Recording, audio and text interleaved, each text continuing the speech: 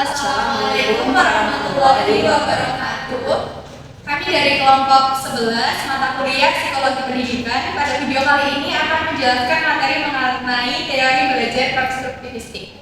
Pertama-tama izinkan kami memperkenalkan diri. Nama saya Abdul Nasana dengan nomor NPM terakhir 2116. Saya Hamdan Barokah dengan nomor NPM terakhir 2168. Saya Agus Rafi Aljabar dengan NPM terakhir 2113.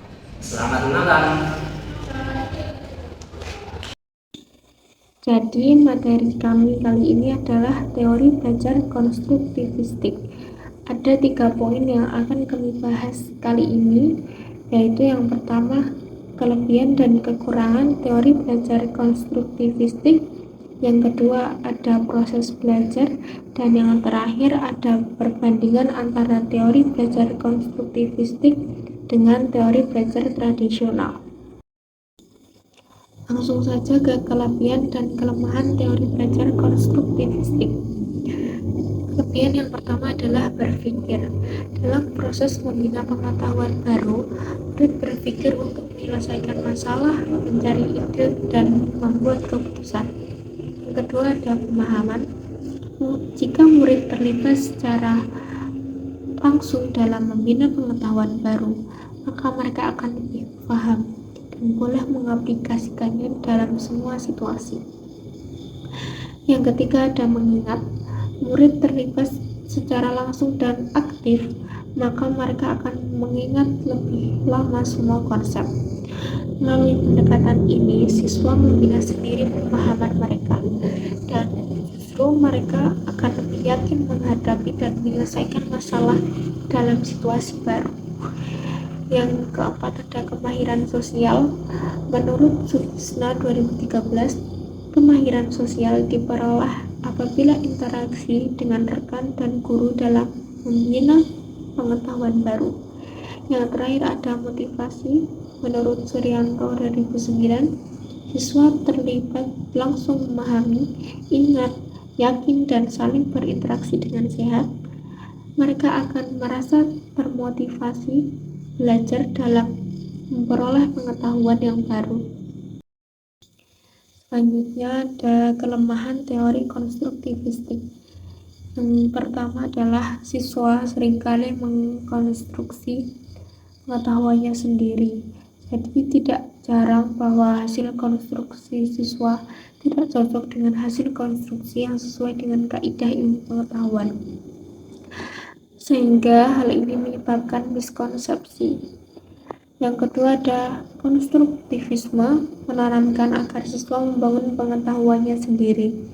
Hal ini pasti membutuhkan waktu yang lama dan setiap siswa memerlukan penanganan yang berbeda-beda. Yang ketiga, situasi dan kondisi tiap sekolah yang tidak sama, karena tidak semua sekolah memiliki sarana prasarana yang membantu keaktifan dan kreativitas siswa.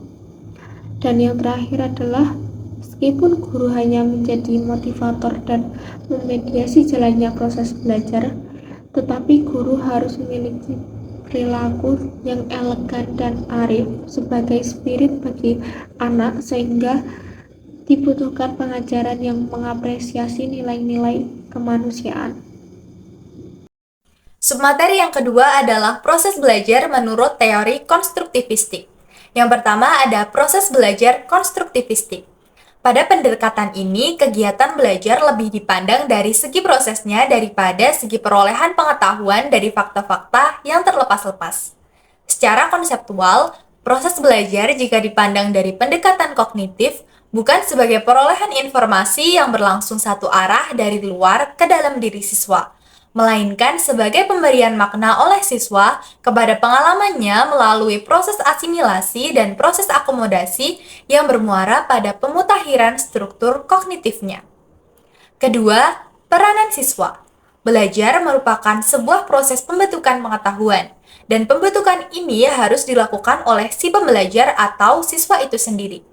Siswa harus aktif melakukan kegiatan, aktif berpikir, menyusun konsep, dan memberi makna tentang hal-hal yang sedang dipelajarinya. Guru memang dapat dan harus mengambil prakarsa untuk menata lingkungan yang memberi peluang optimal bagi terjadinya belajar. Namun, yang akhirnya paling menentukan terwujudnya gejala belajar adalah niat belajar siswa itu sendiri. Ketiga, peranan guru. Dalam pendekatan ini, guru atau pendidik berperan membantu agar proses pengonstruksian pengetahuan oleh siswa berjalan dengan lancar. Keempat, sarana belajar. Segala sesuatu seperti bahan, media, peralatan, lingkungan, dan fasilitas lainnya disediakan untuk membantu pembentukan pengetahuan siswa. Sarana tidak terbatas hanya yang ada pada sekolah, tapi juga bisa memanfaatkan yang ada di luar sekolah. Lalu yang terakhir adalah evaluasi belajar.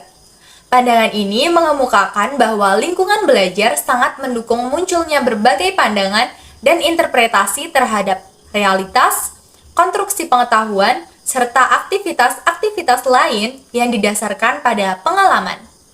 Bentuk-bentuk evaluasi konstruktivistik dapat diarahkan pada tugas-tugas autentik, mengonstruksi pengetahuan yang menggambarkan proses berpikir yang lebih tinggi, seperti tingkat penemuan pada taksonomi Merrill atau strategi kognitif dari Gagne, serta sintesis pada taksonomi Bloom. Juga mengonstruksi pengalaman pembelajar dan mengarahkan evaluasi pada konteks yang luas dengan berbagai perspektif. Untuk submateri ketiga, yaitu perbandingan pembelajaran tradisional atau behavioristik dan pembelajaran konstruktivistik. Pada poin pertama, pada pembelajaran tradisional, kurikulum disajikan dari bagian menuju keseluruhan dengan menekankan pada keterampilan-keterampilan dasar. Sedangkan pada pembelajaran konstruktivistik, kurikulum disajikan mulai dari keseluruhan menuju ke bagian-bagian dan lebih mendekatkan pada konsep-konsep yang lebih luas. Untuk poin kedua, pada pembelajaran tradisional, pembelajaran sangat taat pada kurikulum yang telah ditetapkan. Untuk pembelajaran konstruktivistik, pembelajaran lebih menghargai pada pemunculan pertanyaan atau ide-ide dari siswa. Untuk poin ketiga, pada pembelajaran tradisional, kegiatan kurikuler lebih banyak mengandalkan pada buku teks dan buku kerja. Sedangkan untuk pembelajaran konstruktivistik, kegiatan kurikuler lebih banyak mengandalkan pada sumber-sumber data, primen, dan memanipulasi bahan. Untuk poin keempat, pada pembelajaran tradisional, siswa-siswa dipandang sebagai kertas kosong yang dapat digoresi informasi oleh guru, dan guru-guru pada umumnya menggunakan cara didaktik dalam menyampaikan kepada siswa informasi kepada siswa. Sedangkan pada pembelajaran konstruktivistik, siswa dipandang sebagai pemikir-pemikir yang dapat memunculkan teori-teori tentang dirinya. Untuk poin kelima, pada pembelajaran tradisional, penilaian hasil belajar atau pengetahuan siswa dipandang sebagai bagian dari pembelajaran dan biasanya dilakukan pada akhir pelajaran dengan cara testing. Untuk pembelajaran konstruktivistik, pengukuran proses dan hasil siswa terjalin di dalam kesatuan kegiatan pembelajaran dengan cara guru mengamati hal-hal yang sedang dilakukan siswa serta melalui tugas-tugas pekerjaan yang diberikan oleh guru. Dan poin terakhir, pada pembelajaran tradisional, siswa-siswa biasanya bekerja sendiri-sendiri tanpa ada grup proses di dalam pembelajaran. Sedangkan pada pembelajaran konstruktivistik, para siswa banyak belajar dan bekerja di dalam grup proses. Sekian penjelasan dari kami. Terima kasih sudah menonton. Semoga bermanfaat. Wassalamualaikum warahmatullahi wabarakatuh.